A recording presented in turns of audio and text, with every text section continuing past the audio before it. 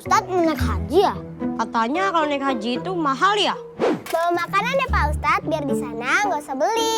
Ini celenganku buat bantuin Pak Ustadz. Buatan aku juga ya, nggak usah nginep di hotel. Betul, ibadah haji untuk orang yang mampu. Tapi BPKH sudah hadir untuk memudahkan pembiayaan ibadah haji. Sehingga biaya haji lebih terjangkau. Pak Ustadz, aku naik haji nih. Hello, friends. Welcome back to the Youth Connect podcast, organized by OICU Indonesia with the collaboration with Badan Pengelola Keuangan Haji, Republic of Indonesia. And first of all, I would like to introduce myself. My name is Juliadi Sulaiman, as a host of this podcast. Today is so honor. We will discuss about the country that we have a historical relationship since the beginning of our independence. And this country has rich in the history and also the culture. Do you know what? Of course, Tunisia.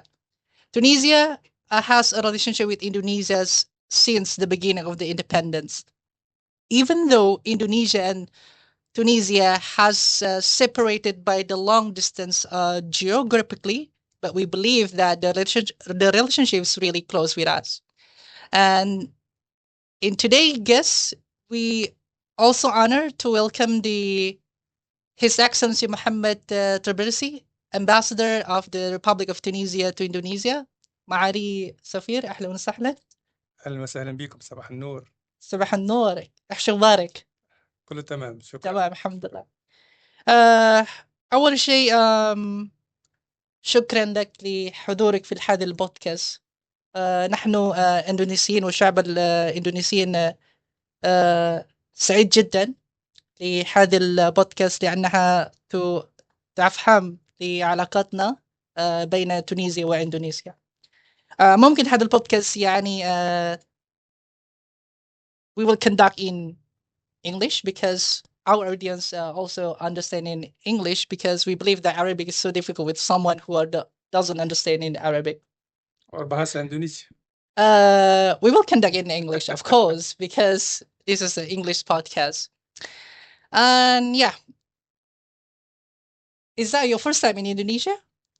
Yes, it's my first time. I came here since 1 year and around 9 months. Oh, 9 months already. It's almost 1 year, right? Almost 2 years. Almost 2 years. Wow, that's great. Okay, before we start our discussions regarding our relationship, Tunisia and Indonesia, as we highlighted previously, I think it would be better we closely know about yourself as a ambassador of Tunisia, of course, to Indonesia, but more than that, you are a diplomat for your country. Let's discuss about your personality, the background first. Mr. Ambassador, we know that Tunisia has a huge contribution in the multilateral level, including in OIC, because you're part of the OIC alongside with the Arab League, right? But not just OIC and Arab League, but we know that in Europe also you involved. Your contribution is really meaningful for the international aspect. But could you share with us your diplomatic journey? Because we need to know more about how, for the youth, how to become diplomat, because this is so essential for us, because diplomat is so a dream for some of the youth who want to be a diplomat and participate to engage in the international aspect. Could you share to us your background and your journey as a diplomat before you represent your own country? Let me first of all to thank you very much for inviting me for this interview to talk about Tunisia, to talk about Tunisian-Indonesian relations. To me, as far as I'm concerned, I am pure product of Tunisia. I studied at school in Tunisia at University of Management and Law. I had my diploma in economy and international relations. Meanwhile, I learned many foreign languages.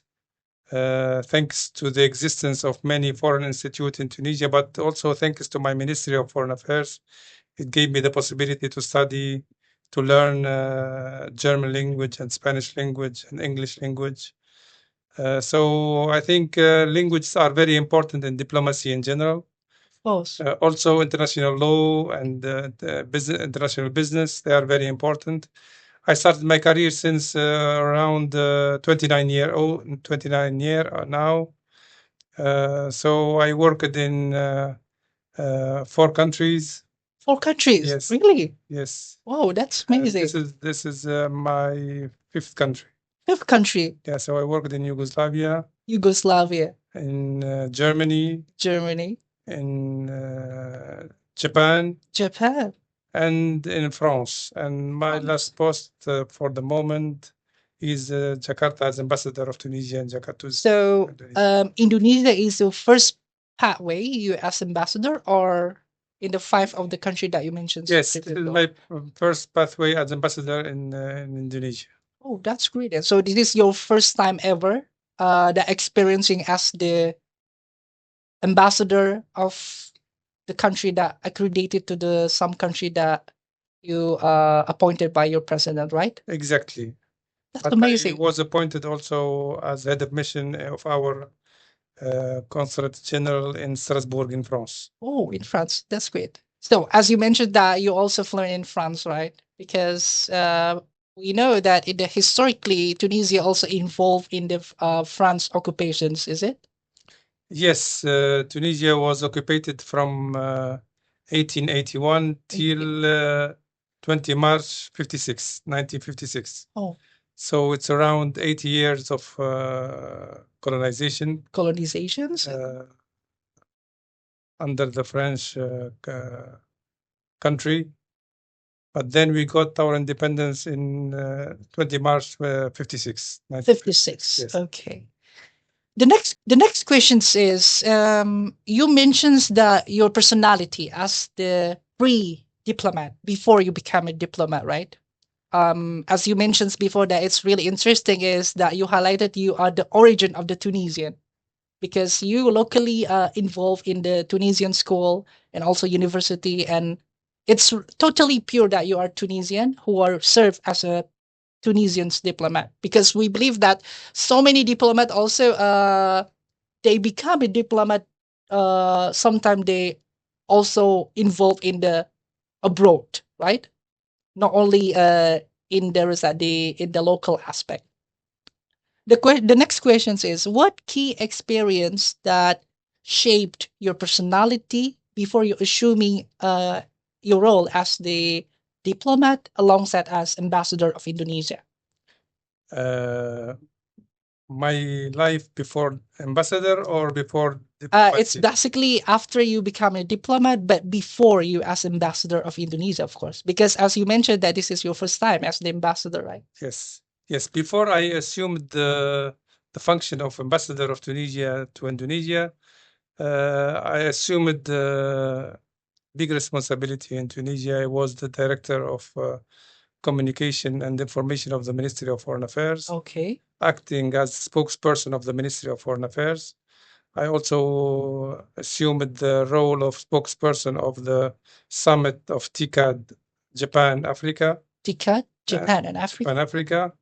And also the spokesperson of the Francophonie Summit, which was held in Tunisia in 2022. 2020, it's just about few years ago, right? Yes, a few years ago. And this experience was very interesting for me because I had the chance to work with a high official of Tunisia, from the presidential palace to the minister of foreign affairs and the member of the government. And I was assuming the responsibility to raise the voice of Tunisia nationally and abroad about and explaining its position on main issues, political issues, but also economic and cooperation projects with different partners of Tunisia. Okay, that's great then. So this is a part that when you became as a diplomat, right? You involved in so many things that it's shown that you're actively as a diplomat, especially as a Tunisian's diplomat.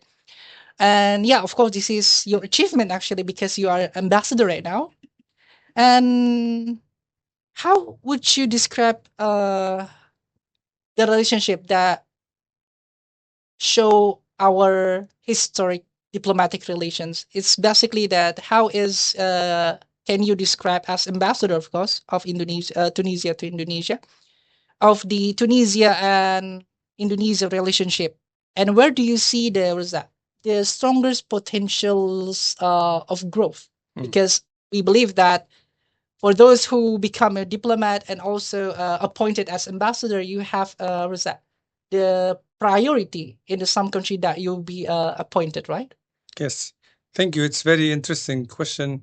Actually, you said it. Our relation is not from today. It is deeply rooted in the history, not only from the independence struggle for independence of the two countries, but before people to people relation. The Islamic world has witnessed travel of the people from Southeast Asia to North Africa, and from North Africa to Southeast Asia. The travel of scholars, travel of traders, all these people constitute a great asset for these people-to-people relations. So our relation didn't start only By the diplomatic relations. by the diplomatic relation, which has been now 66 year old. It is longer than this. I guess many Indonesian and Tunisian, they got married with each other before. Yes, indeed.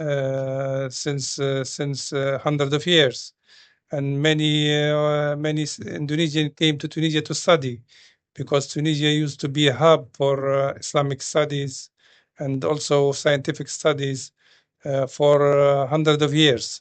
You know that Tunisia created one of the first university in the world, Zaytuna University and Kairouan University, and contributed by its scholars and professor and political willingness to establish other university and to contribute to the emancipation of many universities such as Al-Azhar Sharif and also Jamiat al-Qarawiyyin in Fez in Morocco. So this Islamic world is interlinked from Southeast Asia to Africa. So it didn't start, just with the independence. But independence, the struggle of the two peoples, Indonesian and Tunisian, for their independence contributed to the reinforcement of these brotherly relations. I think Indonesia, when it got its independence, which was very hard since 45 to 49 for the struggle to get its independence, and very fast they turned to their brotherly country, African and Asian, and they contribute with this with the organization of Bandung Conference to boost African and Asian countries and to motivate them to get independence. And not only in that the Bandung Conference, but in 51 when President Sukarno decided to open an office of Tunisia in Indonesia. Indonesia.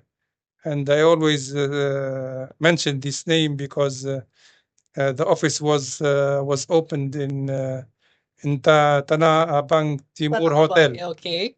So it was a hotel. We gave us office. There was a representative of Tunisia here. He raised every day the flag of Tunisia while we were under the colonization of France. Yes. So 51 to 56. And this very brotherly support contributes somehow, to encourage many nations to emancipate for their freedom. And after Tunisia continue this path by helping other countries also to get its independence. So yeah, basically, the spirit of Bandung is really strong when it's declared in the about the 1950s as Sukarno's declare for the Bandung spirit. For that, for the spirit of the independence, actually, it's coming from the Africa and Asia, right, including Tunisia. But more than that, you explained about the beginning of the relationship between the people and also started to the post of the colonialism, and then we opened the relationship officially throughout the open the office here in Jakarta.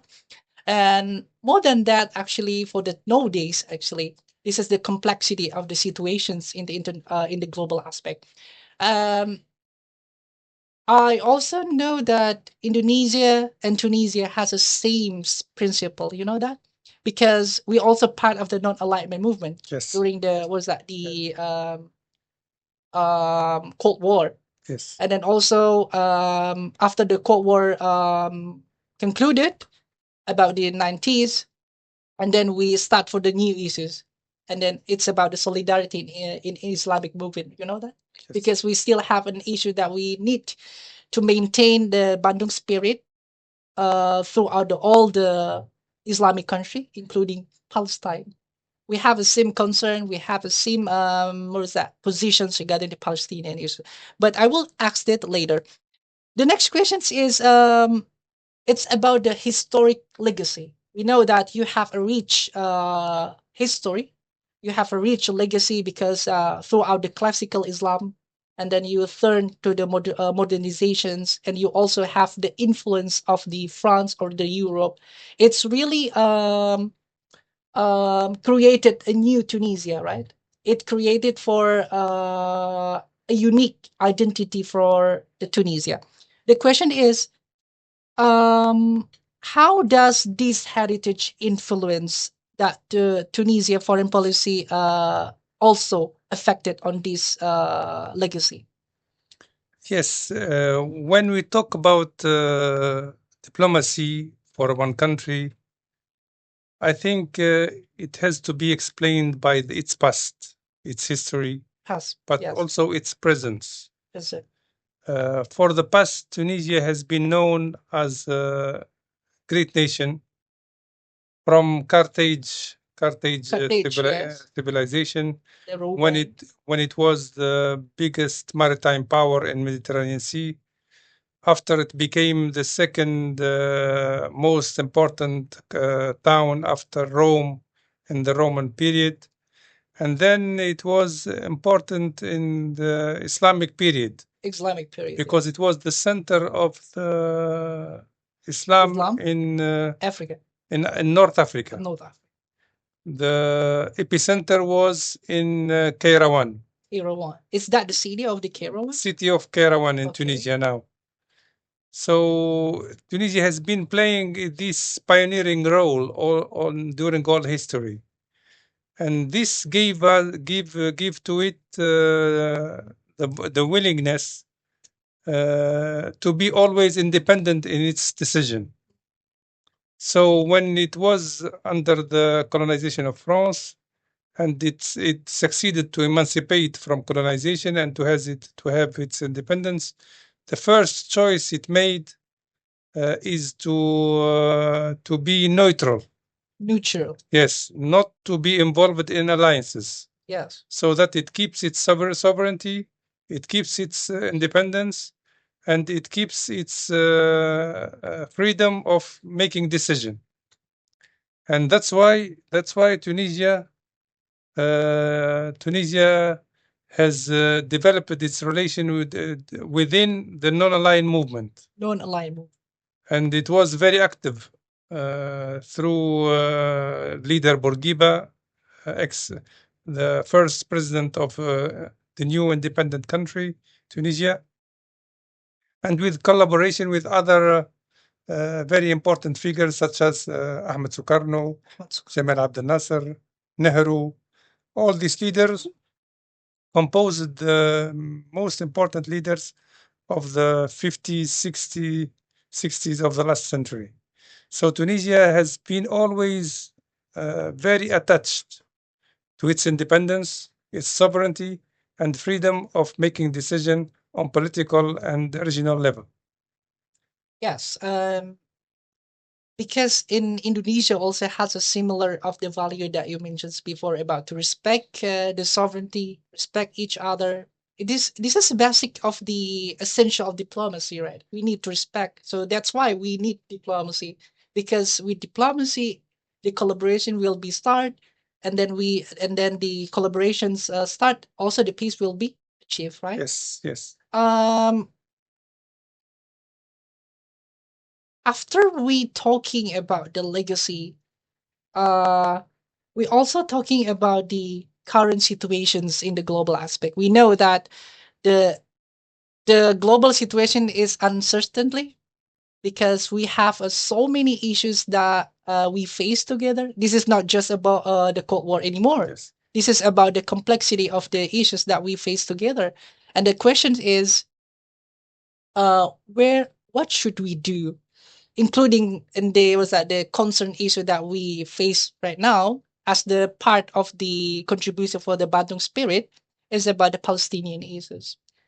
Mr. Ambassador, you know that since the 7th October escalations between Hamas and Israel, it's really crucial from the crisis, from the escalations, and increasingly to the humanitarian crisis. On the Palestinian side, I believe that Indonesia, alongside with Tunisia, has the same positions because we also part of the Bandung spirit alongside with the non-alignment movement. On this part of the Palestinian issues, how does Tunisia approach towards that to maintain the solidarity to the Palestinian people, advocacy, and then your diplomacy internationally? Because we know that in this era, we support for the two-state solutions, right? This is the pathway that we need to peace, and then if we want to gain the peace, we need a two-state solutions, including for the Palestinians' right to decide for the self-determinations. So what do you think about this, especially after the 7 October escalations? As far as Tunisia is concerned, Tunisia is convinced that the issue in Palestine is a colonization question. It's nothing to do with what is details about this problem. It's a nation which was colonized by other nations, other people, and they need to get their independence and recover its legitimate rights, lands, and establish its own state, independent states, with the Quds al-Sharif as its capital. This is the position, the official position of Tunisia, and this is the people position too, because the Tunisian, they stand with the right. They don't stand with the fake things. We consider that the problem in Palestine is a problem of colonization. We don't consider as who started the war or who react. For us, the Palestinian cause should be solved through giving the rights for the Palestinian people to recover their lands and to create their own independent state. Agreed. This is the position of Tunisia that we said everywhere by the President of the Republic of Tunisia, but also by our diplomats everywhere. This is atrocity caused by the force of colony against disarmed population, a population that is suffering for 100 years now, and all the nation should stand together to let these people, this population, the Palestinian people, recover its right for independent state with the Quds al-Sharif as capital. Agreed. As nowadays that's our responsibility right now, because the only things that we can do right now is to support Palestinian rights and then to to stay for the solidarity and unity for the Palestinian people, because this is our responsibility throughout the Bandung spirit, right? And also the non-alignment movement. This is part of our responsibility as the Islamic and also the Muslim countries. Let's move to the youth involvement. We know that the engagement of the youth also has essential things, has strategic things that we can achieve for the visions for our future. I believe that Tunisia also has its own visions towards that to gain the sustainability and development throughout your visions. But also, I think without youth, I think it's impossible, because youth is the grassroots for that to contribute, to connect with the people, community, with also the government, right? In these questions, how does Tunisia today to engage the youth people towards that, to promote or maybe to engage them throughout the governments or maybe the public service, including as a diplomat perhaps, and also national development in your country? Tunisian people is a young population, as Indonesia. Yes, We cannot build the future without the young people. young people. And since 20 years, the world is facing a revolution on everything, on technological level, on politics, on how to run a country.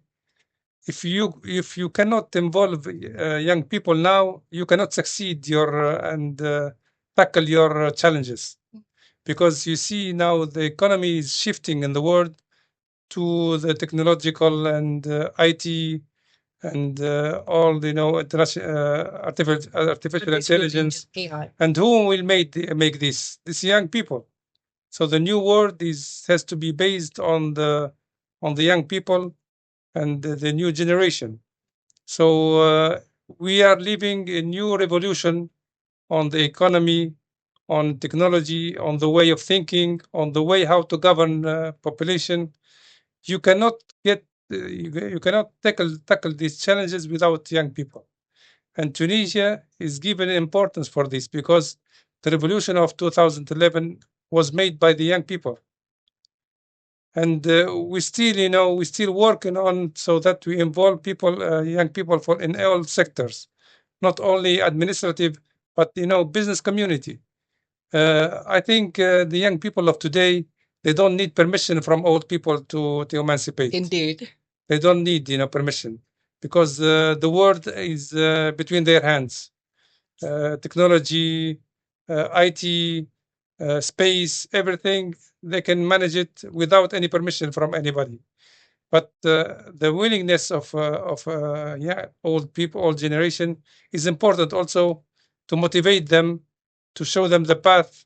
But maybe the young people, they know more path, they know better path than the old people now. Yes, agree on that. Because But I'm not for this generation gap and for conflict of generation. To succeed experience, we have to work in harmony together, because there is a wisdom of the old generation and there is the enthusiasm of the young generation. If we succeed to implement them together, the result will be perfect. agree that yes, because youth has potential positions, because youth actually is what is that, the community who has a role as transitions positions, because they can connect with the government alongside with the community as a grassroots of the country. Because we also realize that one day they will become a diplomat, or maybe the future of the leaders, right, to manage and also to lead the countries. So that's why the youth engagement is so essential that you mentioned previously, because they have any potential that can manage so many things regarding on the economic field and also technology and so on, right? Yes. Ini bukan perkara main-main. Tanggung jawabnya besar. Apa jaminan kamu bisa jaga anak saya? Punya penghasilan tetap? Tabungan ada? Alhamdulillah ada, Pak. Saya juga udah daftar haji. Iya, gitu dong. Terus mau kapan resepsinya? Yuk daftar haji selagi muda. Dananya aman dikelola oleh BPKH. Masih muda daftar haji, keren ya? Ulti. Yes, because in the news days we targeting about the economic relationship because this is a new era of the post-conflict, right? Post-war, and then the economic collaboration is essential thing that we need to gain by each of the countries. As you mentioned that in North Africa, especially in Middle East as a whole, we see is that after the COVID, perhaps there was that the potential, and then there was that the engagement not only in the traditions partners but also change into the Asia. As you can see that um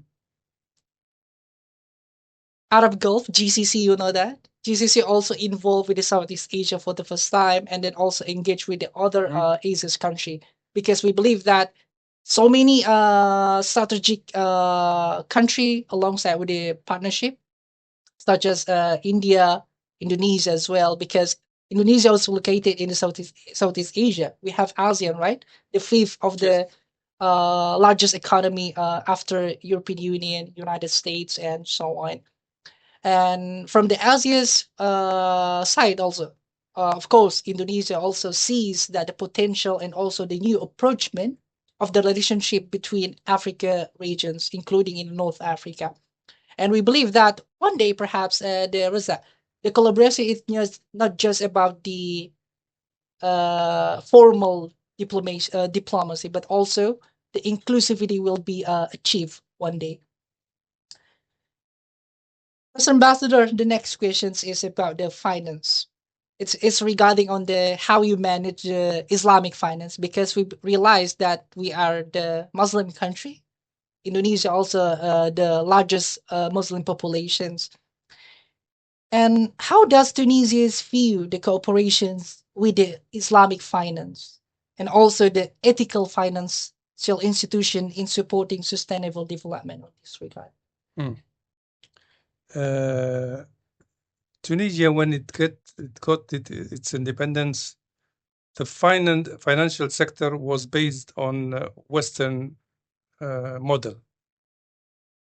So now recently, since I think 20 years, we introduced Islamic finance. So it is consisting on giving bonds and sukuk of investment, also mortgage loans for individuals and companies based on Islamic finance. I think this Islamic finance it's a great tool for development when we use it at its best way. And there is a good perspective and possibility of cooperation with the Middle East and Southeast Asia in this field, because they are, I think, very developed on Islamic finance. So that to introduce some example of Islamic finance in Tunisia. It's great. Now,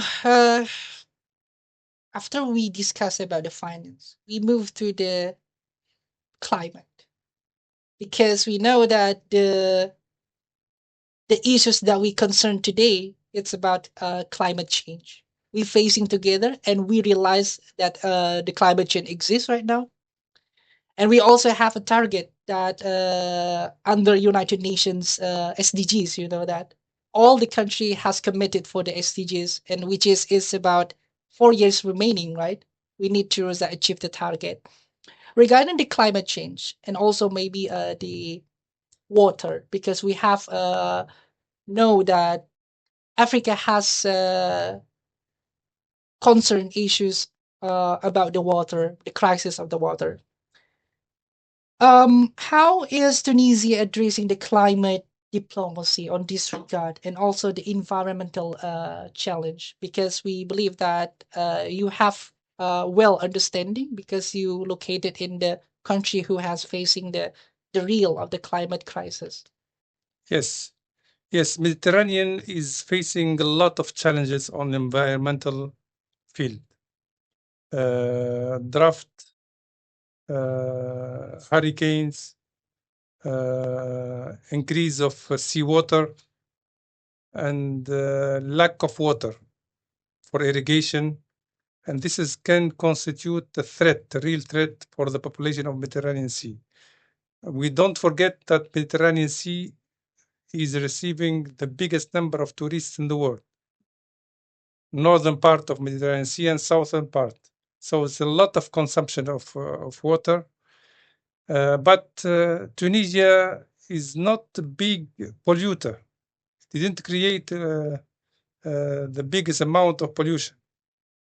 And Tunisia was always cooperating in the field of United Nations for protecting environment, protecting water resources, protecting animals since the 90s. So that to establish sustainable development in my country. So in Tunisia, you cannot make project without getting study of impact on the environment. Climate. On the environment. And this is not new. This is since the 90s. But Tunisia is not a source of pollution, big source of pollution in the Mediterranean Sea and the world. So we are attached to the principle and values of the United Nations, how to tackle these environment challenges. But unfortunately now the policy in the world is changing, is shifting. So the priorities are not the same as in the 90s and the beginning of 2000. Because of the conflict of interest, economic interest, I think the world will face a lot of challenges on the environmental sector, because this earth need more engagement and commitment of the nations to protect our environment, or the new generation will face great challenges in 30 or 50 years through the increase of water, seawater, through the increase of pollution, through the natural disaster. And we've seen these 3 months, a lot of landslide, a lot of floods in Southeast Asia, in Africa, North Africa, in America, snow. So it's really a big alarm for our consciousness to tackle these environmental challenges. We agree, because when we're talking, or maybe if we discuss about the climate change or maybe the environment issues, the only thing that we have a question is about the commitment, right? Because we believe that for those who want to commit on the collaboration and the cooperation throughout the climate friendly, is some country has the lack of the technology and maybe the capacity towards that to adjust the priority into the environmental field. That's the challenge, actually, because if we all the country want to resolve the issues on the environmental issues, because this is the essential thing that we have to resolve. But the question is the technology, or maybe the capacity that we can responsible on it. But despite on this, it's also about the inclusivity of the collaborations, because the lack of the inclusivity of collaboration, I think the issues of the environmental will be increasing increasingly year by year, right? And it will be affect to the youth who will be responsible to lead the country one day. Regarding on our identity as the Muslim country, Mr. Ambassador, we believe that all the population is Muslim, and we also believe that we need to manage for our pilgrims to visit for the الحرمين الحرمين في مدينة ومكة المكرمة. We want to know more about how does the Tunisia to manage the Hajj and Umrah pilgrims for its citizens, and what the coordinations takes place with the partner countries, especially Saudi Arabia and related institutions. Yeah.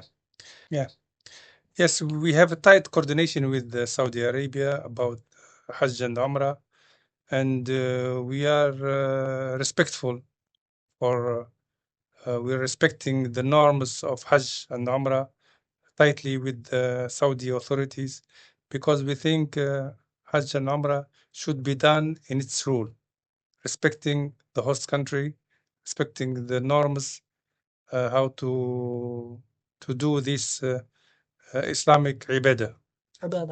And for this, Tunisia has created a company which is in charge of the accommodation and travel of the Hajij wal Mu'tamirin. The pilgrimer go through this company for buying tickets and accommodation in Mecca and Medina. But all the subscription registration should be done through the Ministry of Religious Affairs. Religious Affairs. And the Hajij can register every year, and we give priority for elder and people who are having some problem of health, so that they can achieve their dream to go to Hajj and Umrah. Umrah is more of is easier because we are not as Indonesia, 280 million. We are just 12 million. So our number is not very big. I think you have here 2.5 million Hajj and Umrah. For Tunisia, only 11,000 11,000. for Hajj. Really? Yes, so not too very big number because of the quota. Oh, Quota, but the limitations of the quota. but Tunisian, they are as Indonesian. Their biggest dream is to go to Hajj and fulfill the fifth pillar of Islam. But also Umrah, many Tunisians, they go for Umrah, and this is their dream, which is achieved every year by all the generation, the young and the elder. But Tunisia also prioritize of the elderly, right? Yes, we prioritize The tips in Indonesia, because Indonesia also highlighting about the priority to the elders, because we realize that they need to waiting for a long time. That's right. You That's can right. imagine that. That's right. And we try to be as more transparent as we can, Yes. because this is the virtual, and this is how to say it, this is the virtue, and this is the religious, ibadah. It should be done in transparent way. It should be done following the rules of the host country, but also for Tunisian regulations. Okay. Mr. Ambassador, previously we highlighted about the culture, the legacy, right? Yes. And then we can connect it with the people-centered diplomacy and also the connections between our countries. Regarding on the culture diplomacy and people-to-people connections, what role do the cultural exchange and people-to-people diplomacy play in the strengthening our relationship, Tunisia and Indonesia? This is a great question. Tunisia is hosting around more than 300 students from Indonesia. Oh, in different fields, in Islamic studies, Arabic, psychology, IT, economics, but most of them in Islamic studies. Islamic studies. They study in Zaytuna University and in Qayrawan University. Kairouan University. So, and we have a lot of students who study in Tunisia. They are now in Indonesia in many areas, in the ministries, in universities. I meet them frequently. Oh, really? I have great relation with them because they speak Tunisian, they speak Arabic, and they are really a real ambassador of my country in Indonesia. I think this people-to-people exchange can play a great role on developing other fields, especially economic fields, scientific, higher education, but also people-to-people understanding. This is very important to boost students to come to Tunisia, but also students from Tunisia to come to Indonesia. Yes. Yeah, because culture diplomacy, when we talking culture diplomacy, is so essential. It's because of what? Culture is a part to know more about the country and identity, right? So that's why people connection is really essential because this is the basic foundations Yes. about our relationship. Last but not least, as ambassador, um, we agree that the youth contribution is essential for our future, not only for Tunisia but also for Indonesia's. So you, as the ambassador of Tunisia to Indonesia, I believe that you have the strong message to the young people. What is your message to the young people who are joining or maybe watching this podcast, especially not Indonesia and Tunisia, but also for the OIC youth? Um, could you please share with the young generations who are watching this podcast to what's that to giving the inspirations if one day they want to become a diplomat or maybe the service towards that to contribute for its own countries. I think with the best remark that we found we noticed as ambassadors, but also diplomats and foreigners, the hospitality in Indonesia. People, they are great in hospitality. You have a very beautiful smile. I think you can develop tourism very well here in Indonesia. People, they would love to come here. Your food is great. You have beautiful nature. This is from one side to be in Indonesia to develop business for young people. So this country is very attractive. They are very polite. They are very warm with foreigners. So this is very important as a message for the young generation to develop its the tourism of Indonesia, to develop services. This is the first side. Second side, to be diplomat, you should learn a lot about history. You should like to connect with people. Connections, Connection is very important to create network, network. and languages are very important. Language because it decrease the distance, the cultural distance between the people. If you speak one person's language, you reduce the distance on cultural level, and you become friends. And through friendship, you can create a lot of projects. Agree on that because you know what? Because I was born and raised in Saudi Arabia, and then I was realizing that if I decided to become diplomat one day for my country, I just not want to be a diplomat for my country, but I want to be a bridge builder between my homeland and hometown, Saudi Arabia. So that's why I learned Arabic alongside with English because English is the global language, but Arabic also essential because this is the language that my hometown use as the communications. Uh, Thank you, Mr. Ambassador, for your insight and fruitful discussions to show us about how is Tunisia and also the Tunisia's relationship from your perspective as ambassador. And شكرا لك لحضورك وآخر شيء أهلا وسهلا في البلد الثاني إندونيسيا مدينة السلام مدينة جميل. Terima kasih banyak. Terima kasih. شكرا.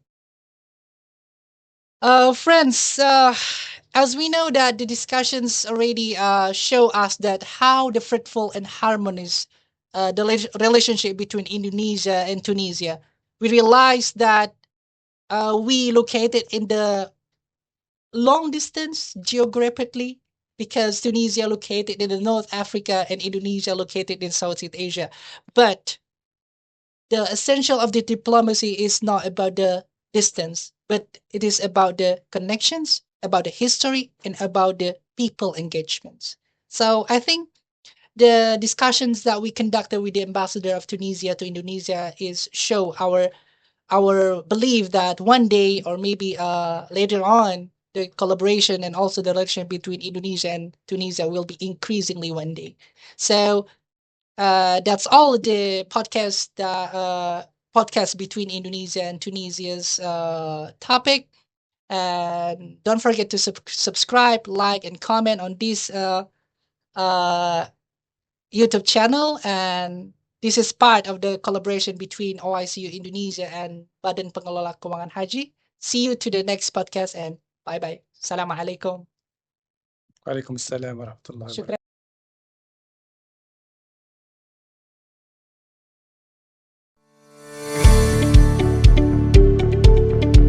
Assalamualaikum, saya Mina dari Badan Pengelola Keuangan Haji. BPKH merupakan badan hukum publik yang bersifat independen.